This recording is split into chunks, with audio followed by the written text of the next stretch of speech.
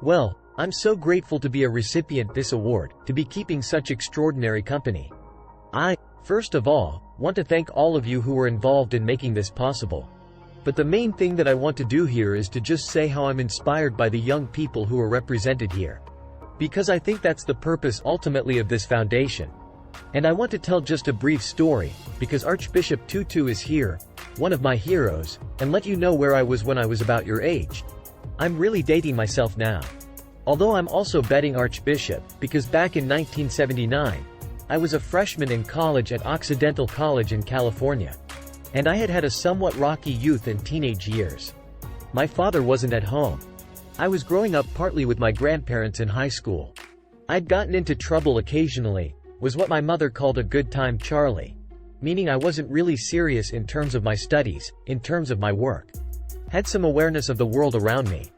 Had some sense of injustice and unfairness. But it wasn't finally home, it wasn't well developed. And I remember in 1979, arriving as a freshman and doing what freshmen do.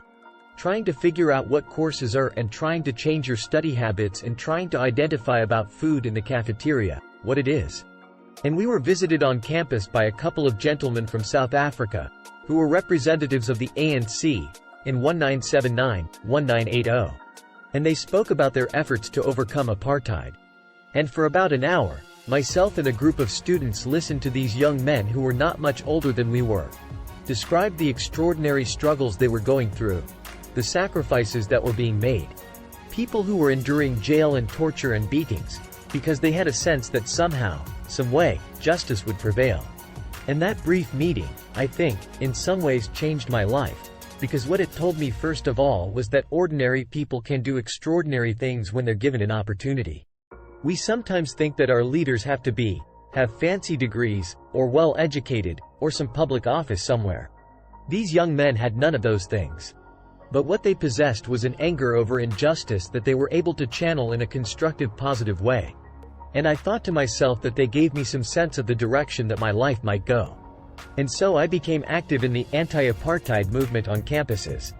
And I'm not sure we were particularly effective, as I recall Occidental College continued to refuse to divest, despite the various protests that we organized. The students, I transferred to Columbia and there was similar resistance on Columbia's campus. But over time I'd like to think that I was part of that mosaic that applied pressure and ultimately helped those in South Africa achieve the extraordinary liberation that I would witness almost 10 years later as a lawsuit. And I remember the image of Nelson Mandela walking out of prison and understanding that a seminal moment in history had occurred. And that Mandela's long march towards freedom was not his alone but was part of thousands of footsteps, of millions of footsteps of people around the world. And I trace back me getting involved in politics to that moment, because as a consequence of that organizing on a college campus, I became a community organizer. As a consequence of community organizer, I, after going back to law school, became a civil rights attorney.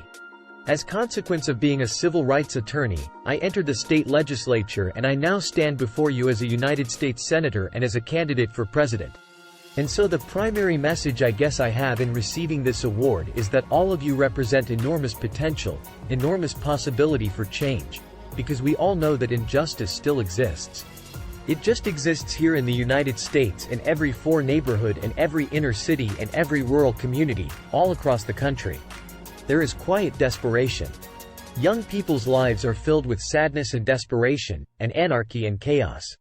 And obviously all around the world, we see those same symptoms of hopelessness made manifest, in places like Darfur, places like the Middle East, in places that too often are forgotten about and not written about until they flare up in tragedy. So I hope that all of you who are on the brink of doing extraordinary things decided to channel that talent and that energy, and that imagination to figuring out how do you move the process along for better history. You know, how do you put your shoulder against the wheel and move that boulder up the hill? And I'm absolutely confident that if all of you take up that challenge, the world is waiting for you, ready to be changed.